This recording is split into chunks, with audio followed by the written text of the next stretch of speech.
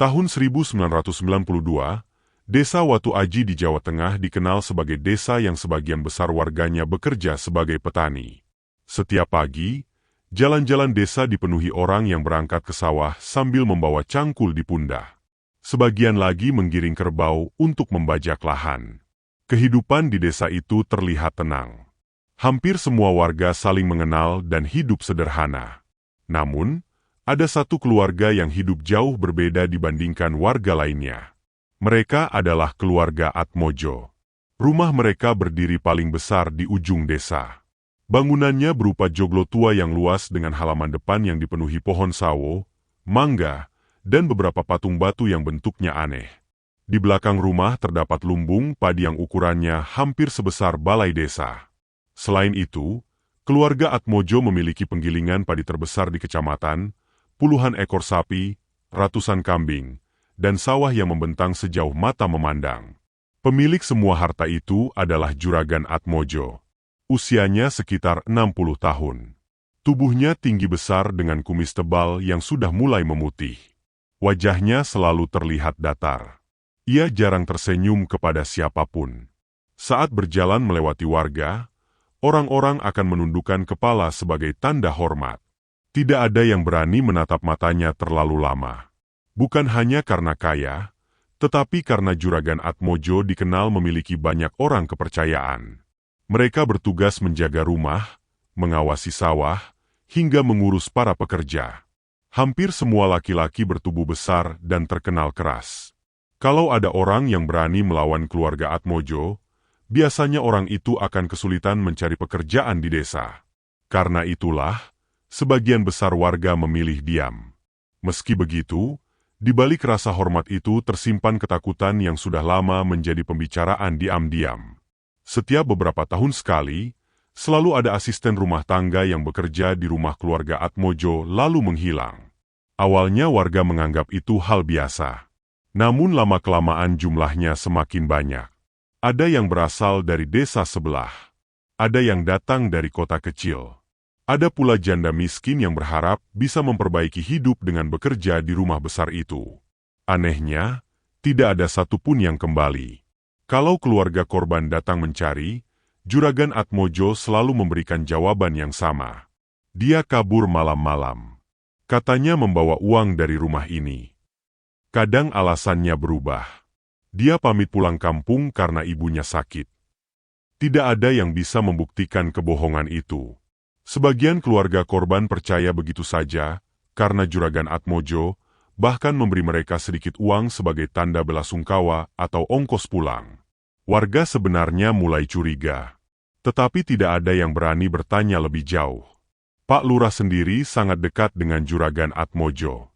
Polisi dari kecamatan pun sering terlihat mampir ke rumah joglo itu setiap ada acara.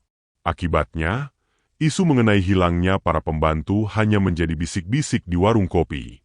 Suatu sore, beberapa petani sedang beristirahat di gubuk sawah. "Sudah dengar belum? Juragan cari pembantu lagi," kata seorang petani.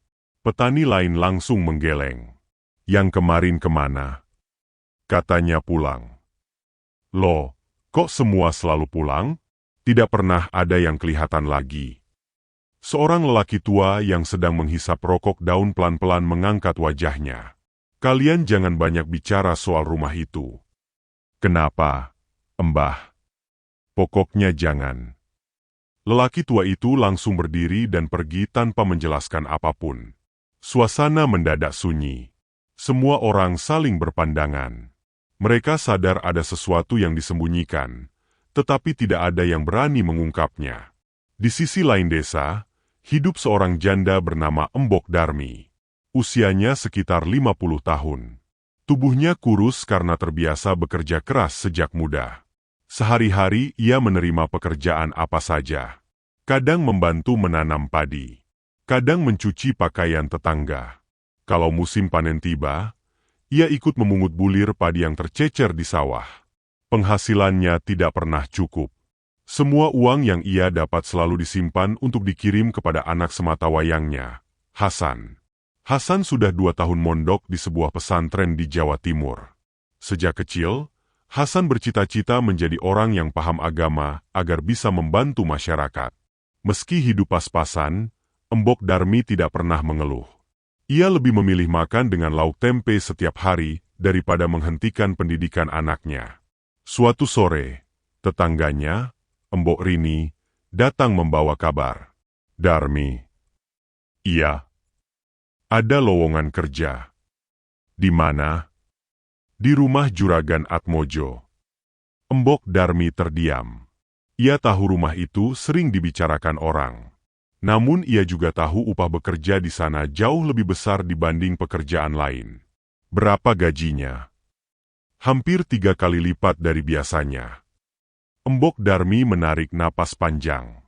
Kalau ia menerima pekerjaan itu, Hasan tidak perlu lagi menunggak uang sekolah dan biaya makan di pesantren. Malam itu ia tidak bisa tidur. Ia terus memikirkan pilihan yang harus diambil. Akhirnya, keesokan paginya Embok Darmi memberanikan diri datang ke rumah keluarga Atmojo. Begitu memasuki halaman, ia langsung kagum. Rumah joglo itu jauh lebih besar daripada yang ia bayangkan. Lantai terasnya terbuat dari batu yang mengilap. Tiang-tiang kayunya penuh ukiran. Beberapa pelayan sibuk menyapu halaman. Di dekat kandang, para pekerja sedang memberi makan sapi. Tak lama kemudian muncul seorang perempuan setengah baya bernama Bu Atmojo. Ia adalah istri Juragan Atmojo. Tatapannya tajam. "Kamu yang mau kerja?" "Iya, Bu." "Namamu?" "Darmi." "Pernah kerja jadi pembantu?" "Pernah, Bu." Bu Atmojo memandang dari ujung kepala sampai kaki. "Kalau kerja di sini jangan banyak tanya." "Iya, Bu." "Kerjakan apa yang disuruh." "Iya." "Kalau melanggar aturan, langsung keluar." Embok Darmi hanya mengangguk. Hari itu juga ia mulai bekerja. Pekerjaannya tidak ringan. Ia harus bangun sebelum subuh, menyapu seluruh rumah, mengepel lantai, memasak untuk keluarga, mencuci pakaian, membersihkan gudang. Sore hari masih harus membantu memberi makan ayam dan membersihkan dapur. Meski lelah, Embok Darmi tetap bersyukur. Setidaknya ia memiliki pekerjaan tetap. Namun semakin lama berada di rumah itu, ia mulai merasakan sesuatu yang aneh. Penghuni rumah sering bertengkar. Suara bentakan hampir terdengar setiap hari. Juragan Atmojo mudah marah kepada siapa saja. Bu Atmojo juga sering memarahi para pekerja karena kesalahan kecil. Anak-anak mereka hidup sendiri-sendiri dan jarang terlihat makan bersama. Suasana rumah terasa tegang meski dipenuhi kemewahan. Ada satu aturan yang membuat Embok Darmi semakin penasaran. Ia dilarang turun ke bagian belakang rumah setelah matahari terbenam. Tidak boleh mendekati pintu kayu besar yang berada di lorong paling ujung. Pintu itu selalu digembok menggunakan rantai besi yang tebal. Saat Embok Darmi bertanya kepada seorang tukang kebun, lelaki itu langsung menggeleng. "Jangan pernah dekati pintu itu." "Memangnya ada apa?" "Aku juga tidak tahu. Tapi, pokoknya jangan." Lelaki itu segera pergi tanpa mau melanjutkan pembicaraan. Malam pertama di rumah Atmojo, Embok Darmi tidur di kamar kecil dekat dapur. Sekitar tengah malam, ia terbangun. Awalnya ia mengira ada tikus. Namun suara itu berubah menjadi isak tangis seorang perempuan. Tangisannya terdengar pelan, seperti berasal dari bawah lantai rumah. Embok Darmi duduk di tempat tidur sambil menahan napas. Suara itu semakin jelas. Terdengar seperti seseorang sedang memohon pertolongan. Sesaat kemudian suara itu menghilang begitu saja. Keesokan paginya Embok Darmi mencoba mencari sumber suara. Ia mengikuti lorong belakang hingga menemukan pintu kayu besar yang semalam dilarang untuk didekati. Rantai besinya masih terpasang. Gemboknya terlihat tua dan berkarat. Saat ia hendak kembali bekerja, matanya menangkap sesuatu di lantai. Ada bercak merah yang masih terlihat basah tepat di depan pintu itu. Embok Darmi membungkuk pelan. Ia menyentuhnya dengan ujung jari. Warnanya merah pekat. Bukan cat. Bukan air. melainkan darah yang seolah baru saja menetes dari balik pintu ruang bawah tanah yang seharusnya tidak pernah dibuka oleh siapapun. Embok Darmi langsung berdiri dengan tubuh gemetar. Perasaannya mengatakan bahwa rumah megah keluarga Atmojo menyimpan rahasia yang jauh lebih mengerikan daripada sekadar cerita yang selama ini beredar di desa Watu Aji. Sejak menemukan bercak darah di depan pintu ruang bawah tanah, Embok Darmi tidak bisa lagi bekerja dengan tenang. Ia berusaha bersikap seperti biasa agar tidak menimbulkan kecurigaan, tetapi pikirannya terus dipenuhi pertanyaan tentang apa yang sebenarnya disembunyikan keluarga Atmojo. Pagi itu, setelah semua pekerjaan di rumah selesai, Bu Atmojo menyuruh Embok Darmi mengantar makanan untuk para buruh yang sedang bekerja di penggilingan padi. Embok Darmi segera membawa 2 keranjang berisi nasi, sayur lodeh, ikan asin, dan teh panas. Penggilingan padi itu berada sekitar 500 meter dari rumah Joglo. Di sana puluhan buruh sibuk mengangkat karung berisi gabah yang akan digiling. Salah seorang buruh perempuan yang usianya hampir sama dengan Embok Darmi menyapanya. Baru kerja di rumah juragan, ya? Embok Darmi mengangguk sambil tersenyum. Iya, Embok. Perempuan itu memperkenalkan dirinya sebagai Embok Sarni. Kalau ada apa-apa, jangan sungkan cerita sama saya. Ucapan itu terdengar biasa, tetapi nada bicaranya seperti mengandung sesuatu yang ingin disampaikan. Beberapa hari kemudian, Embok Darmi semakin akrab dengan Embok Sarni. Setiap mengantar makanan, mereka selalu berbincang sebentar sebelum para mandor datang mengawasi. Suatu siang, saat tidak ada orang di sekitar mereka, Embok Sarni berbicara dengan suara pelan. Kamu hati-hati kalau kerja di rumah itu. Embok Darmi langsung memperhatikan wajahnya. Memangnya kenapa? Embok Sarni melihat ke kanan dan kiri terlebih dahulu sebelum menjawab. Dulu adikku pernah kerja di sana. Terus hilang. Embok Darmi terdiam. Juragan bilang adikku kabur. Apa memang benar begitu? Embok Sarni menggeleng pelan. Adikku orangnya penurut. Dia tidak mungkin pergi tanpa pamit. Sampai sekarang kami tidak pernah menemukan jejaknya. Embok Darmi mulai merasakan bulu kuduknya berdiri. Tidak cuma adikku. Embok Sarni melanjutkan. Sudah banyak perempuan yang nasibnya sama. Kenapa tidak dilaporkan? Kami orang miskin. Siapa yang mau percaya? Percakapan mereka terhenti ketika seorang mandor berjalan mendekat. Embok Sarni langsung kembali bekerja seolah tidak terjadi apa-apa. Hari demi hari berlalu. Semakin lama bekerja, Embok Darmi semakin mengenal beberapa warga yang pernah menjadi pekerja keluarga Atmojo. Suatu sore, ia bertemu dengan seorang lelaki tua yang sedang membersihkan saluran air di dekat sawah. Namanya Pak Wiryo. Dulu ia bekerja sebagai tukang kebun di rumah juragan Atmojo selama hampir 10 tahun. Saat mengetahui Embok Darmi sekarang bekerja di sana, wajah Pak Wiryo langsung berubah serius. Kamu jangan lama-lama di rumah itu. Embok Darmi kembali mendengar peringatan yang sama. Apa sebenarnya yang terjadi, Pak? Pak Wiryo menghela napas panjang. Saya sudah tua. Mungkin sudah waktunya saya bicara. Ia mengajak Embok Darmi duduk di bawah pohon randu yang tidak jauh dari jalan desa. Saya pernah lihat sesuatu. Apa? Malam Jumat Kliwon. Pak Wiryo menundukkan kepalanya. Waktu itu saya disuruh menyiram tanaman sampai malam. Lalu, saya melihat 2 orang penjaga menggotong seorang perempuan. Embok Darmi mulai menahan napas. Perempuan itu masih hidup. Dia meronta. Pak Wiryo mengangguk. Tangannya diikat. Mulutnya juga ditutup kain. Mereka membawanya ke pintu ruang bawah tanah. Embok Darmi langsung teringat pada pintu yang selalu dirantai. Saya sembunyi di balik pohon. Saya lihat juragan Atmojo turun bersama seorang lelaki tua berpakaian hitam. Lelaki itu membawa obor dan sebuah kotak kayu. Apa yang terjadi setelah itu? Pak Wiryo menggeleng. Saya tidak berani mendekat. Beberapa saat kemudian terdengar perempuan itu menjerit. Jeritannya keras sekali.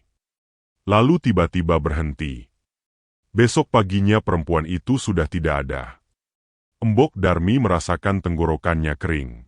Kenapa Bapak tidak cerita ke warga? Saya pernah. Tapi tidak ada yang percaya. Semenjak itu saya berhenti kerja. Ucapan Pak Wiryo terus terngiang di kepala Embok Darmi saat ia kembali ke rumah Joglo. Malam itu ia sulit tidur. Ketika akhirnya terlelap, ia mengalami mimpi yang terasa sangat nyata. Ia berada di sebuah lorong gelap. Di kanan kirinya berdiri beberapa perempuan dengan pakaian lusuh. Wajah mereka pucat. Tubuh mereka penuh luka. Mereka memandang Embok Darmi dengan mata yang dipenuhi kesedihan. Salah seorang perempuan melangkah mendekat. Pergilah. Suaranya lirih. Kalau tetap di sini, kamu akan menyusul kami. Perempuan lain ikut berbicara. Jangan tunggu Jumat Kliwon. Selamatkan dirimu. Mereka semua mengangkat tangan seolah ingin meraih Embok Darmi. Sebelum sempat bergerak, Embok Darmi terbangun dengan napas memburu. Tubuhnya dipenuhi keringat dingin. Ia mengira itu hanya mimpi biasa. Namun mimpi serupa kembali datang keesokan malam. Lalu malam berikutnya. Wajah para perempuan itu selalu sama. Jumlahnya semakin banyak. Mereka terus memohon agar Embok Darmi meninggalkan rumah tersebut. Gangguan tidak hanya muncul saat tidur. Menjelang tengah malam, suara rantai besi sering terdengar dari arah lorong belakang. Bunyi itu seperti ada seseorang yang sedang menyeret rantai panjang di atas lantai. Sesekali terdengar langkah kaki pelan. Padahal ketika Embok Darmi membuka pintu kamarnya, lorong selalu kosong. Beberapa menit kemudian, bau kemenyan yang sangat menyengat mulai memenuhi udara. Bau itu datang dan menghilang tanpa sebab. Tidak ada seorang pun di rumah yang terlihat membakar kemenyan. Anehnya, penghuni rumah bersikap seolah tidak mencium apa-apa. Embok Darmi mulai berpikir untuk berhenti bekerja. Tetapi setiap kali mengingat Hasan yang masih belajar di pesantren, niat itu kembali ia urungkan. Ia membutuhkan uang untuk biaya hidup anaknya. Sementara itu, di bagian lain rumah Joglo, Juragan Atmojo sedang berbicara dengan seorang lelaki tua yang baru datang setelah matahari terbenam. Lelaki itu mengenakan pakaian serba hitam. Rambutnya panjang dan sebagian sudah memutih. Di lehernya tergantung kalung dari taring hewan. Namanya Ki Kertanegara, seorang dukun yang selama puluhan tahun menjadi orang kepercayaan keluarga Atmojo. Mereka bertemu di sebuah ruangan tertutup. Di atas meja telah tersedia kendi tanah liat, dupa, ayam cemani, dan beberapa bunga. Ki Kertanegara memejamkan mata beberapa saat. Tangannya memegang segenggam beras kuning. Setelah membaca mantra pelan, wajahnya berubah serius. Perjanjian lama sudah hampir habis. Juragan Atmojo mengangguk. Apa syaratnya kali ini? Dukun itu membuka mata. Penjaga pesugihan meminta tumbal yang lebih kuat. Maksudmu? Perempuan yang masih memiliki ikatan batin sangat kuat dengan anak kandungnya. Kenapa harus begitu? Karena rasa kasih seorang ibu akan membuat kekayaan bertahan lebih lama. Ruangan itu mendadak sunyi. Juragan Atmojo berpikir beberapa saat. Lalu ia teringat kepada Embok Darmi. Janda itu selalu menyisihkan sebagian besar gajinya untuk Hasan. Setiap selesai salat, ia selalu mendoakan anaknya. Beberapa kali Juragan Atmojo juga mendengar Embok Darmi bercerita bahwa satu-satunya alasan ia bekerja hanyalah agar Hasan bisa terus belajar di pesantren. Tanpa ragu Juragan Atmojo berkata pelan, "Kalau begitu, gunakan Darmi."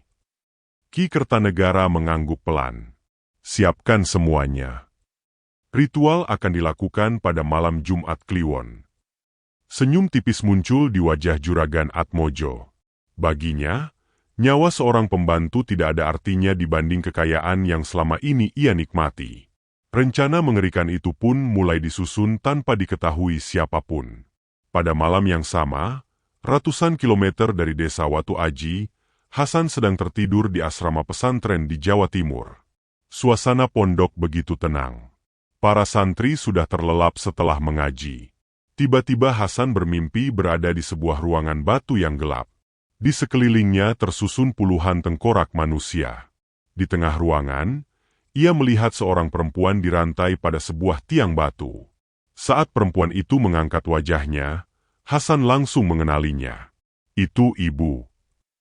Hasan berteriak keras sambil berusaha berlari mendekat. Namun setiap langkahnya terasa semakin berat. Sebelum berhasil mencapai ibunya, seluruh ruangan dipenuhi suara tawa yang mengerikan. Hasan tersentak bangun dengan napas memburu. Dadanya berdebar sangat kencang. Untuk pertama kalinya sejak mondok, ia merasakan firasat buruk bahwa ibunya sedang berada dalam bahaya yang sangat besar. Hasan masih terduduk di atas tempat tidurnya setelah mimpi buruk itu membangunkannya. Napasnya belum teratur. Bayangan wajah ibunya yang dirantai di ruangan penuh tengkorak terus muncul di kepalanya.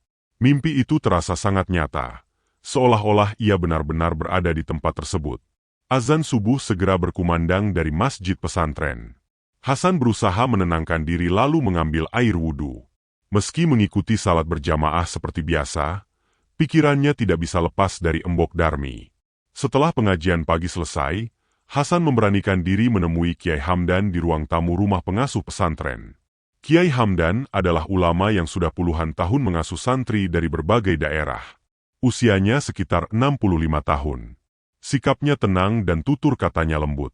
Para santri menghormatinya karena selain menguasai ilmu agama, beliau juga dikenal sering membantu masyarakat yang mengalami gangguan gaib tanpa meminta imbalan apapun. Hasan duduk dengan wajah gelisah. "Kiai, saya ingin bercerita." Kiai Hamdan mengangguk. "Ceritakan semuanya." Hasan menceritakan mimpi yang dialaminya sejak awal hingga akhir. Ia menjelaskan bagaimana melihat ibunya dirantai di ruangan batu yang dipenuhi tengkorak manusia. Ia juga mendengar suara tawa menyeramkan sebelum akhirnya terbangun. Kiai Hamdan mendengarkan tanpa memotong pembicaraan. Setelah Hasan selesai bercerita, ruangan menjadi hening selama beberapa saat. Kiai Hamdan menutup mata sambil berzikir pelan. Beberapa menit kemudian beliau membuka mata dan memandang Hasan dengan wajah serius. Mimpi seperti itu tidak selalu bunga tidur. Hasan langsung menegakkan badan. "Maksud Kiai, ada kalanya Allah memberi isyarat agar seseorang segera bertindak." Hasan mulai cemas. "Apakah ibu saya benar-benar dalam bahaya?" Kiai Hamdan tidak langsung menjawab. "Akhir-akhir ini kamu sering memikirkan ibumu." "Iya, Kiai." "Apakah ibumu sedang bekerja di tempat baru?" Hasan mengangguk. Beliau menjadi pembantu rumah tangga di rumah seorang juragan di desa. Kiai Hamdan menarik napas panjang. "Saya merasa ada sesuatu yang tidak baik." Hasan semakin khawatir. "Apa yang harus saya lakukan?" "Kita pulang." Hasan tidak menyangka jawaban itu keluar begitu cepat. "Hari ini juga?" "Iya." Kiai Hamdan kemudian memanggil 4 santri senior yang sudah lama belajar di pesantren. Mereka dikenal memiliki pemahaman agama yang baik dan sering ikut mendampingi beliau saat membantu masyarakat. Menjelang siang, mereka berangkat menggunakan sebuah mobil bak terbuka milik salah seorang warga yang kebetulan hendak menuju Jawa Tengah. Perjalanan berlangsung hampir seharian. Sepanjang jalan Hasan lebih banyak diam. Ia terus berdoa agar ibunya masih dalam keadaan selamat. Sementara itu, di desa Watu Aji, kondisi Embok Darmi semakin mengkhawatirkan. Sudah hampir seminggu tubuhnya sering terasa lemas. Padahal ia tetap makan seperti biasa. Tangannya beberapa kali gemetar saat mencuci pakaian. Kepalanya sering pusing tanpa sebab. Bu Atmojo justru menganggapnya malas bekerja. Kalau tidak sanggup kerja, bilang saja. Embok Darmi hanya menundukkan kepala. "Iya, Bu." Ia tidak berani membantah. Selain kondisi fisiknya yang menurun, gangguan aneh semakin sering muncul. Saat sedang menyapu ruang tamu, ia beberapa kali melihat bayangan perempuan berdiri di balik tiang rumah. Ketika didekati, sosok itu langsung menghilang. Saat mencuci piring di dapur, bayangan perempuan lain muncul di jendela. Wajahnya pucat. Matanya memandang Embok Darmi tanpa berkedip. Begitu Embok Darmi menoleh lagi, sosok itu sudah tidak ada. Awalnya ia mengira hanya salah lihat. Namun kejadian seperti itu terus berulang. Suatu malam, ketika semua penghuni rumah sudah tidur, Embok Darmi mendengar suara pelan dari arah lorong belakang. Ia memberanikan diri membuka pintu kamar. Lorong terlihat kosong. Namun di ujung lorong berdiri 5 perempuan berpakaian lusuh. Tubuh mereka dipenuhi bercak darah. Sebagian wajah mereka terlihat penuh luka. Mereka tidak tampak marah. Justru wajah mereka dipenuhi kesedihan. Salah seorang perempuan melangkah maju. "Kami pernah bekerja di sini." Embok Darmi memegang dinding agar tidak jatuh. "Kalian siapa?" "Kami pembantu yang tidak pernah pulang." Perempuan lain ikut berbicara. "Kami dibunuh demi pesugihan keluarga itu." Embok Darmi mulai menangis. "Tolong jangan ganggu saya. Kami tidak ingin mengganggumu. Kami ingin menyelamatkanmu." Perempuan yang paling tua mengangkat tangan menunjuk ke arah lantai rumah. "Di bawah rumah ini banyak jasad kami." Embok Darmi tidak mampu berkata apa-apa. Air matanya terus mengalir. Sebelum menghilang, salah seorang arwah berkata, "Kalau malam Jumat Kliwon tiba, mereka akan mengambilmu." Dalam sekejap seluruh bayangan itu lenyap. Lorong kembali kosong seperti semula. Embok Darmi langsung masuk ke kamar sambil membaca doa sebisanya. Keesokan harinya, ia berniat meninggalkan pekerjaan itu. Namun ketika meminta izin kepada Bu Atmojo, permintaannya langsung ditolak. "Belum boleh. Saya ingin pulang, Bu. Kamu masih punya kontrak kerja. Tapi kamu tidak kemana-mana." Nada suara Bu Atmojo terdengar lebih keras daripada biasanya. Sejak saat itu 2 orang penjaga mulai mengawasi setiap gerakan Embok Darmi. Bahkan ketika hendak mencuci pakaian di sumur belakang, salah seorang penjaga selalu berdiri tidak jauh darinya. Embok Darmi sadar dirinya seperti tahanan. Menjelang sore, Hasan bersama Kiai Hamdan akhirnya tiba di desa Watu Aji. Mereka langsung menuju rumah Embok Darmi. Namun rumah kecil itu kosong. Seorang tetangga menjelaskan bahwa Embok Darmi masih bekerja di rumah keluarga Atmojo. Hasan segera mengajak Kiai Hamdan menuju rumah joglo tersebut.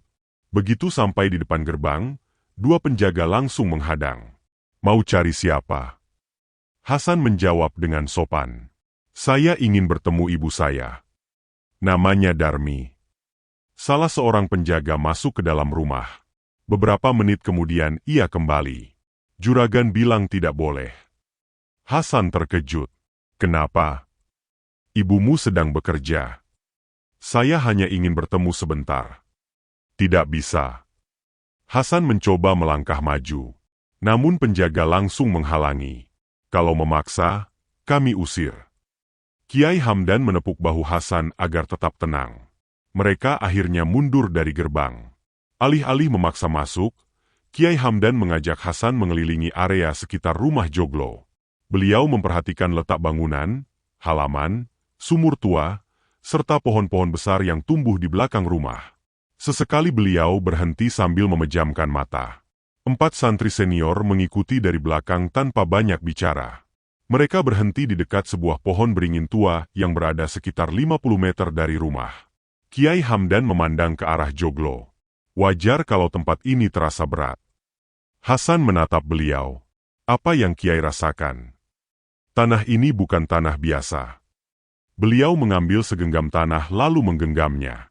Setelah membaca beberapa ayat Al-Quran, wajah beliau berubah semakin serius. Sudah puluhan tahun ada perbuatan syirik di sini.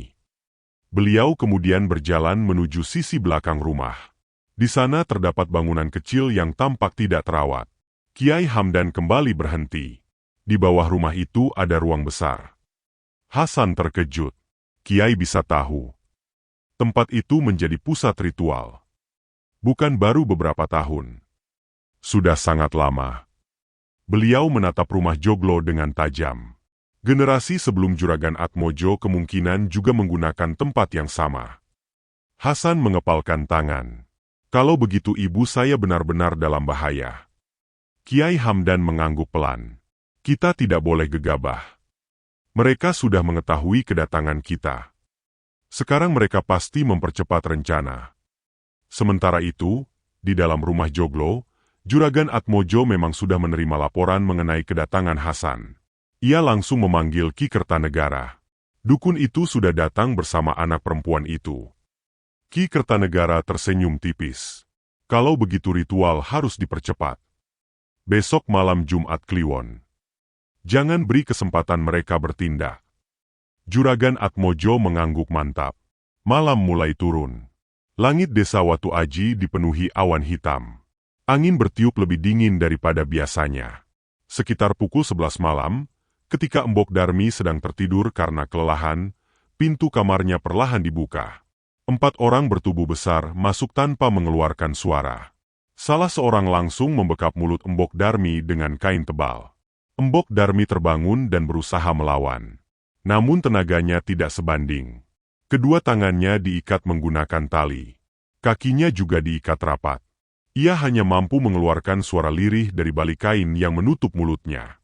Para penjaga mengangkat tubuh Embok Darmi, lalu membawanya melewati lorong belakang. Untuk pertama kalinya sejak bekerja di rumah itu, pintu kayu besar yang selama ini selalu terkunci akhirnya dibuka. Di balik pintu tersebut, tampak anak tangga batu yang menurun ke dalam kegelapan. Tanpa belas kasihan, mereka membawa Embok Darmi turun menuju ruang ritual bawah tanah yang selama bertahun-tahun menyimpan rahasia paling mengerikan keluarga Atmojo. Udara desa Watu Aji terasa jauh lebih dingin ketika malam Jumat Kliwon tiba. Langit gelap tanpa cahaya bulan. Angin bertiup pelan melewati pepohonan besar di sekitar rumah joglo keluarga Atmojo. Hampir seluruh warga memilih mengunci pintu rumah lebih awal, karena mereka percaya malam itu bukan malam yang biasa. Di ruang bawah tanah rumah joglo, puluhan obor sudah dinyalakan sejak sore. Cahaya apinya membuat dinding batu yang lembab terlihat semakin menyeramkan. Di tengah ruangan terdapat altar batu berwarna hitam. Permukaannya dipenuhi noda kecoklatan yang sudah mengering sejak lama. Embok Darmi dibaringkan di atas altar itu. Kedua tangan dan kakinya diikat menggunakan tali tambang yang sangat kuat. Mulutnya sudah tidak lagi ditutup kain. Tetapi tubuhnya masih lemas akibat minuman yang dipaksakan kepadanya beberapa jam sebelumnya. Ia mencoba menggerakkan tangannya. Tidak berhasil. Ia mencoba berteriak, "Tolong, tolong saya." Suara itu menggema di dalam ruangan bawah tanah. Namun tidak ada seorang pun yang datang menolong. Di sekeliling altar sudah berdiri Juragan Atmojo, Bu Atmojo, 2 anak mereka, serta Ki Kertanegara yang mengenakan pakaian serba hitam. Beberapa penjaga juga ikut berdiri sambil membawa obor. Di depan dukun tua itu telah tersusun berbagai perlengkapan ritual. Seekor ayam cemani yang sudah disembelih. Sebuah kendi tanah liat berisi cairan hitam. Beberapa bunga layu. Dupa yang mengepulkan asap tebal. Beberapa keris tua yang berkarat. Serta sebuah mangkuk batu berisi darah hewan yang masih tampak segar. Ki Kertanegara mulai duduk bersila. Ia memejamkan mata. Mulutnya komat kamit membaca mantra dengan suara pelan. Semakin lama suaranya semakin keras. Asap dupa mulai memenuhi seluruh ruangan. Api obor bergoyang sendiri meski tidak ada angin. Juragan Atmojo berdiri dengan wajah penuh keyakinan. Ia sudah menunggu malam itu selama berbulan-bulan. Dalam pikirannya, setelah ritual selesai, kekayaan keluarganya akan kembali bertambah seperti sebelumnya. Ia tidak sedikit pun merasa bersalah telah mengorbankan begitu banyak orang. Baginya semua itu hanyalah harga yang harus dibayar. Ki Kertanegara kemudian mengambil mangkuk batu. Ia mencelupkan tangannya ke dalam darah, lalu mengusapkannya ke permukaan altar. Setelah itu ia mengangkat kedua tangan tinggi-tinggi. "Datanglah. Terimalah persembahan kami." Suara dukun tua itu bergema di seluruh ruangan. Beberapa detik kemudian tanah mulai bergetar pelan. Di atas rumah joglo, jendela-jendela bergetar sendiri. Sementara itu, di luar rumah, Hasan bersama Kiai Hamdan dan 4 santri senior sudah bersiap. Mereka tidak lagi menunggu. Kiai Hamdan yakin ritual sudah dimulai. Beliau mengeluarkan tas kecil berisi Al-Quran, air yang telah dibacakan doa, dan beberapa lembar kain putih. "Kita masuk sekarang." Hasan mengangguk. Mereka bergerak memutari bagian belakang rumah. Salah seorang santri menemukan pintu kecil yang mengarah ke lorong penyimpanan.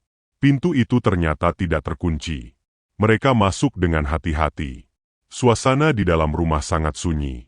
Sebagian besar penjaga ternyata sudah berada di ruang bawah tanah. Kiai Hamdan berjalan paling depan. Beliau berhenti sejenak ketika sampai di lorong belakang. Tangannya menunjuk ke pintu kayu besar yang terbuka.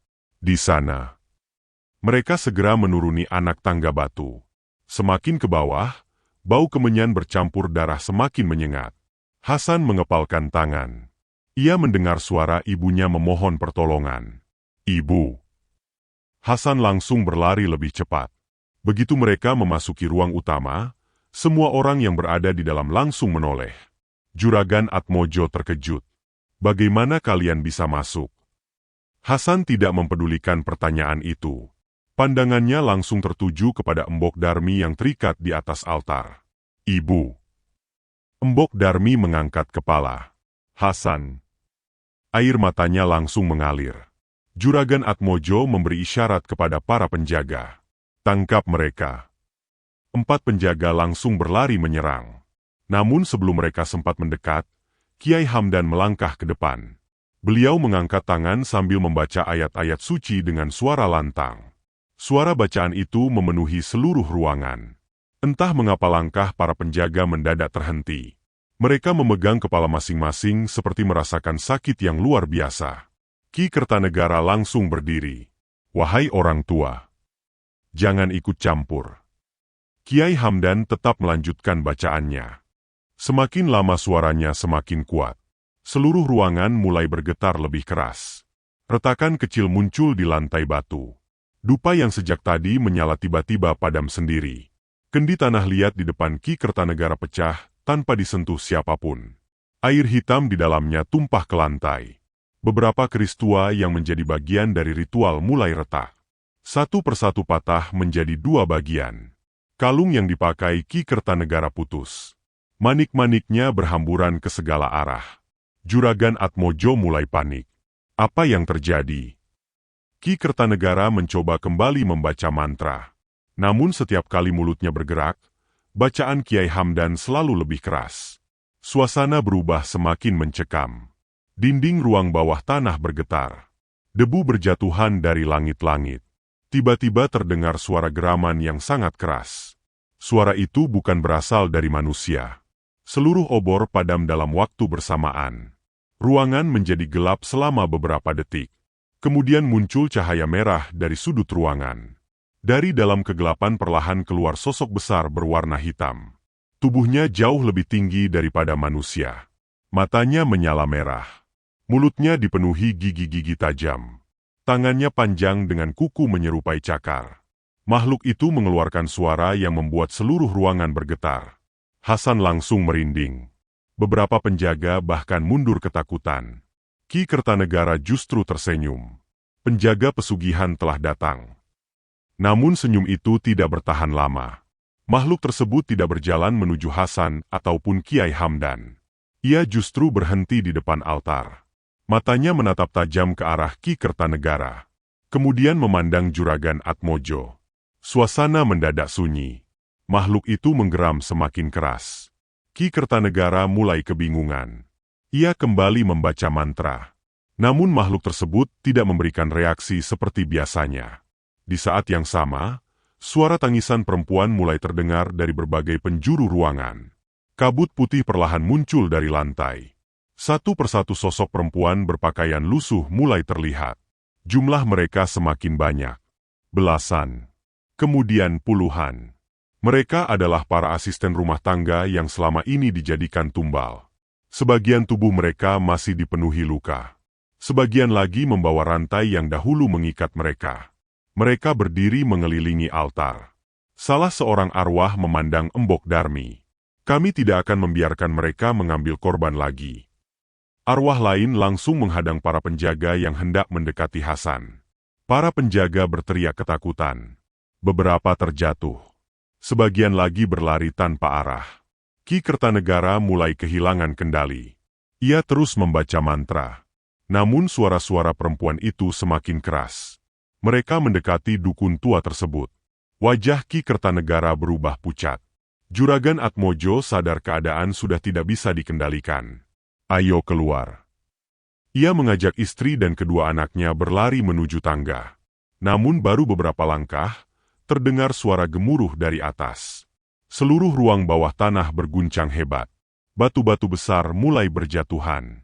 Tangga yang menjadi satu-satunya jalan keluar runtuh seketika. Debu tebal memenuhi udara. Juragan Atmojo menghentikan langkahnya. Wajahnya dipenuhi kepanikan. Tidak. Tidak mungkin. Ia berusaha mencari jalan lain. Tetapi semua lorong sudah tertutup reruntuhan. Mereka terjebak. Ki Kertanegara juga mencoba melarikan diri. Namun tiba-tiba makhluk penjaga pesugihan mengangkat kepalanya. Tatapan merahnya berubah penuh kemarahan. Suara geramannya menggema di seluruh ruangan.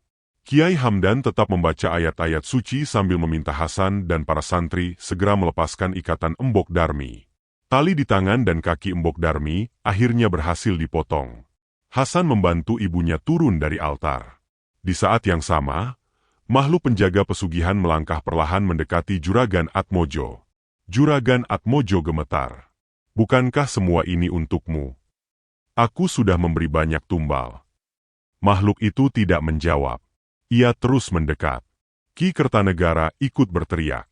Kami tidak mengingkari perjanjian. Namun suara mereka tidak lagi berarti. Makhluk penjaga pesugihan mengeluarkan raungan yang sangat keras. Raungan itu menjadi tanda bahwa perjanjian telah gagal. Dan kini, pihak yang harus membayar harga paling mahal bukan lagi tumbal yang tidak bersalah, melainkan Juragan Atmojo beserta seluruh keluarganya yang dianggap telah mengingkari perjanjian dengan kekuatan gelap yang selama puluhan tahun mereka pelihara sendiri. Raungan makhluk penjaga pesugihan menggema memenuhi ruang bawah tanah. Suaranya begitu keras, hingga membuat batu-batu di langit-langit berjatuhan semakin banyak. Debu tebal memenuhi udara dan membuat semua orang sulit bernapas. Juragan Atmojo mundur beberapa langkah. Wajahnya yang selama ini terlihat tenang kini berubah pucat. Tubuhnya gemetar melihat makhluk yang selama puluhan tahun dianggap sebagai pemberi kekayaan kini justru berdiri di hadapannya dengan tatapan penuh amarah. "Tolong, aku sudah memenuhi semua permintaanmu," teriak Juragan Atmojo. Makhluk itu tidak menjawab. Ia hanya terus melangkah mendekat. Ki Kertanegara mencoba menyelamatkan keadaan. Ia mengambil segenggam serbuk hitam dari kantong kain yang selalu dibawanya, lalu menaburkannya ke lantai sambil membaca mantra dengan suara keras. Namun tidak terjadi apa-apa. Serbuk itu justru berubah menjadi abu dan beterbangan ditiup angin yang muncul dari dalam ruang bawah tanah. Ki Kertanegara mulai panik. Ia mencoba mengambil sebuah jimat dari balik bajunya. Belum sempat digunakan, jimat itu retak sendiri lalu hancur berkeping-keping di tangannya. Tidak mungkin, gumamnya. Di sisi lain ruangan, Kiai Hamdan tetap membaca ayat-ayat suci dengan tenang. Hasan dan 4 santri senior membantu Embok Darmi berdiri. Kondisi Embok Darmi masih lemah, tetapi ia sudah bisa berjalan perlahan dengan dipapah oleh anaknya. "Ibu, kita harus keluar dari sini," kata Hasan. Embok Darmi mengangguk pelan. Air matanya terus mengalir karena akhirnya bisa bertemu kembali dengan anak yang sangat dirindukannya. Kiai Hamdan melihat ke arah lorong yang tadi tertutup reruntuhan. Beliau meminta para santri membaca doa bersama. Beberapa saat kemudian, salah satu sisi dinding batu mulai retak. Batu-batu yang menutup lorong perlahan bergeser akibat guncangan yang terus terjadi. "Di sana masih ada jalan," ujar Kiai Hamdan. Hasan bersama 2 santri segera membantu membersihkan batu-batu yang menghalangi jalan. Meski sempit, lorong itu masih bisa dilewati 1 orang demi 1 orang. Sementara itu, suasana di belakang mereka semakin kacau. Makhluk penjaga pesugihan kini berdiri tepat di depan Juragan Atmojo. Juragan Atmojo berlutut. "Ampuni aku. Aku akan memberikan tumbal yang lain." Ucapan itu justru membuat makhluk tersebut mengeluarkan geraman lebih keras. Dalam sekejap, salah satu tangannya yang besar menghantam lantai hingga batu-batu pecah. Ki Kertanegara mencoba melarikan diri ke arah lain. Namun langkahnya terhenti ketika puluhan arwah para asisten rumah tangga berdiri menghalangi jalannya. Perempuan-perempuan itu menatapnya tanpa berkedip. Mereka adalah korban yang selama ini kehilangan nyawa akibat ritual yang dipimpinnya. Ki Kertanegara jatuh terduduk. Ia menutup wajahnya sambil berteriak ketakutan. "Tolong jangan dekati aku."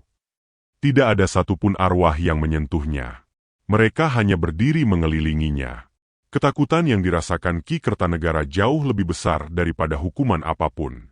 Di sisi lain, istri dan anak-anak Juragan Atmojo menangis histeris.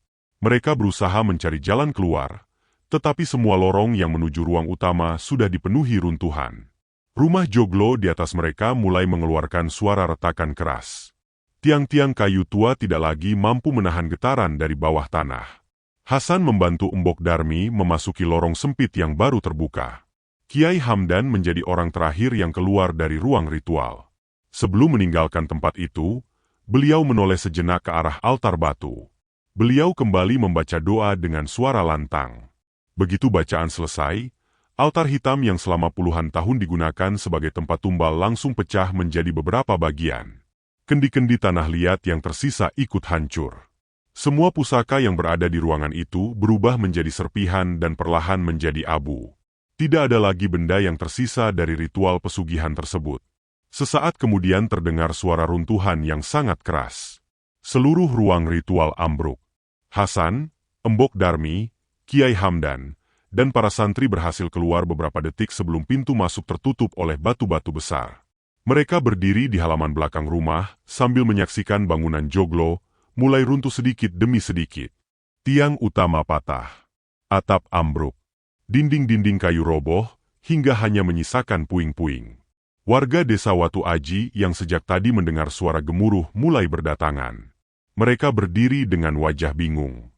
Tidak lama kemudian, aparat kepolisian dari kecamatan juga tiba setelah mendapat laporan dari warga mengenai runtuhnya rumah keluarga Atmojo. Kiai Hamdan menjelaskan bahwa di bawah rumah tersebut terdapat ruang bawah tanah yang harus segera diperiksa. Polisi bersama beberapa warga mulai menyingkirkan puing-puing. Pekerjaan itu berlangsung hingga keesokan harinya. Setelah berhasil membuka jalan masuk ruang bawah tanah, semua orang dibuat terkejut.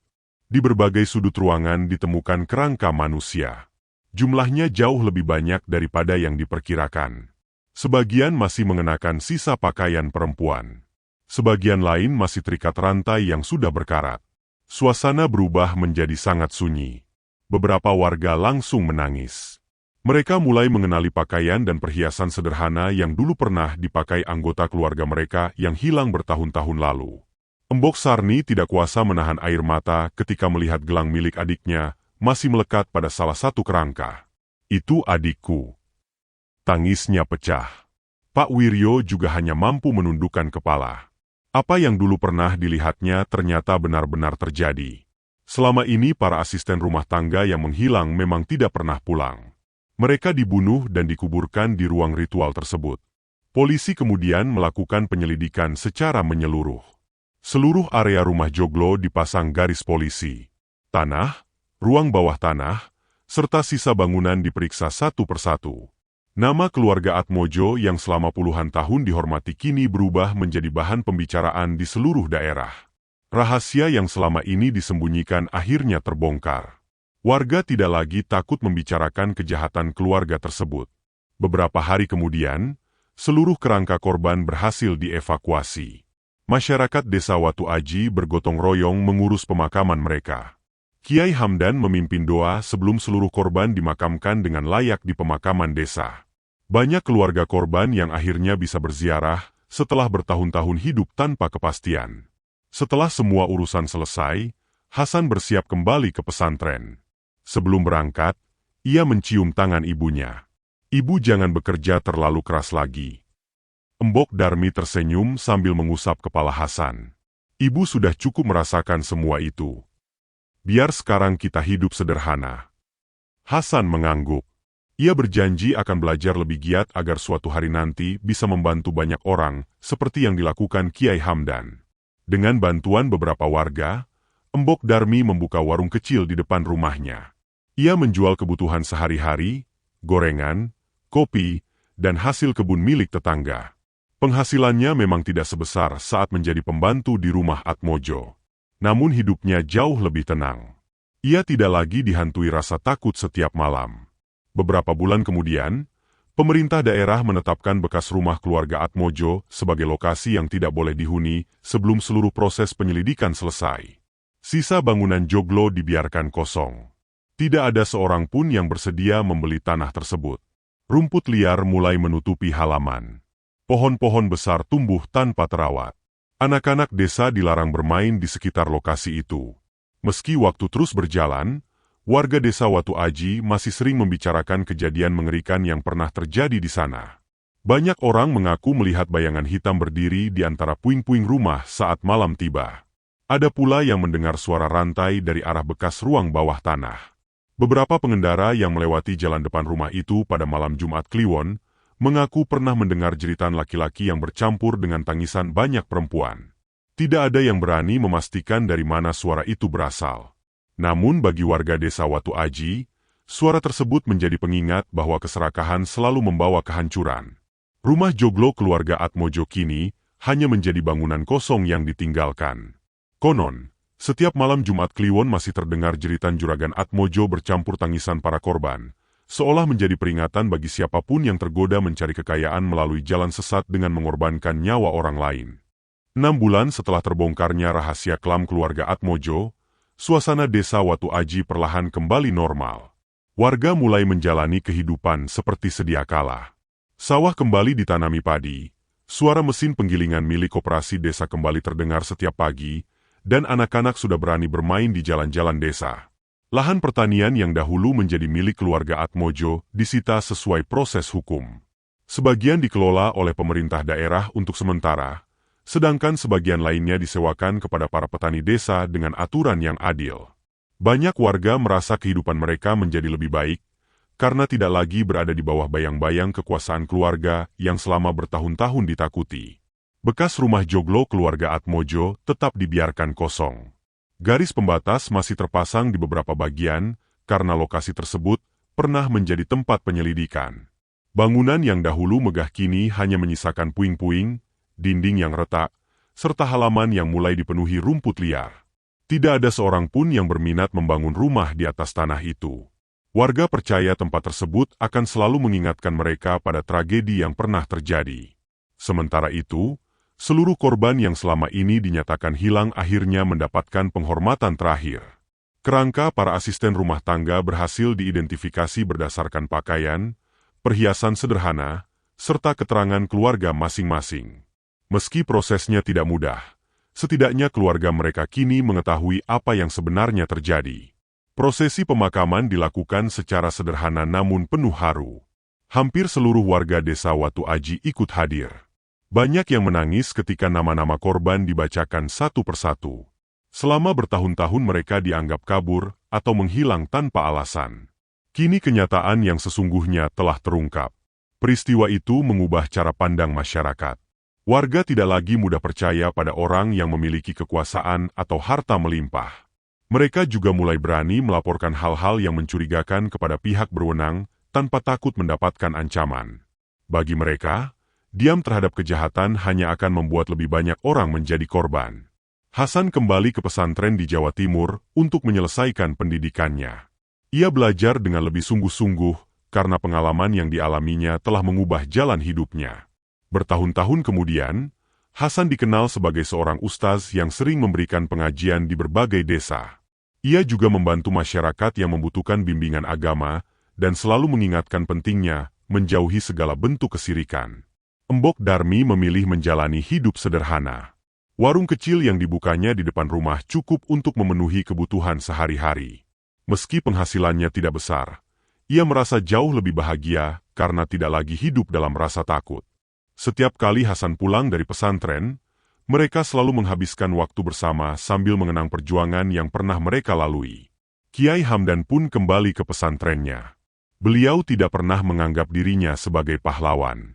Menurutnya, semua pertolongan datang atas izin Allah, sedangkan manusia hanya berkewajiban berusaha dan menolong sesama dengan niat yang baik.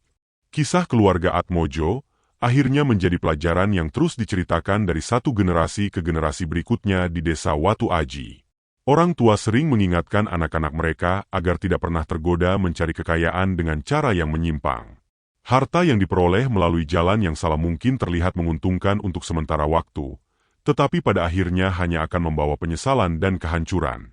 Hikmah yang dapat kita ambil dari kisah ini adalah, kekayaan yang diperoleh dengan mengorbankan orang lain tidak akan pernah membawa kebahagiaan yang sejati. Cepat atau lambat, setiap perbuatan buruk akan mendapatkan balasannya. Keserakahan dapat membuat seseorang kehilangan hati nurani. Ketika harta dijadikan tujuan utama, manusia bisa tega menyakiti bahkan mengorbankan sesamanya. Doa seorang ibu yang tulus dan bakti seorang anak kepada orang tuanya adalah kekuatan yang sangat besar ketika disertai keimanan dan ketakwaan kepada Tuhan. Jangan pernah membiarkan ketidakadilan terjadi hanya karena takut kepada orang yang memiliki jabatan, kekuasaan, atau kekayaan. Keberanian untuk membela kebenaran dapat menyelamatkan banyak nyawa. Ilmu agama dan akhlak yang baik menjadi benteng bagi manusia agar tidak mudah tergoda oleh jalan pintas yang menyesatkan. Rezeki yang halal mungkin datang lebih lambat, tetapi selalu membawa ketenangan, keberkahan, dan kebahagiaan yang tidak dapat dibeli dengan harta sebanyak apapun. Semoga kisah ini menjadi pengingat bahwa tidak ada kekayaan yang layak dibayar dengan penderitaan orang lain. Pada akhirnya, kebenaran akan menemukan jalannya, dan setiap manusia akan mempertanggungjawabkan segala perbuatannya di hadapan Tuhan.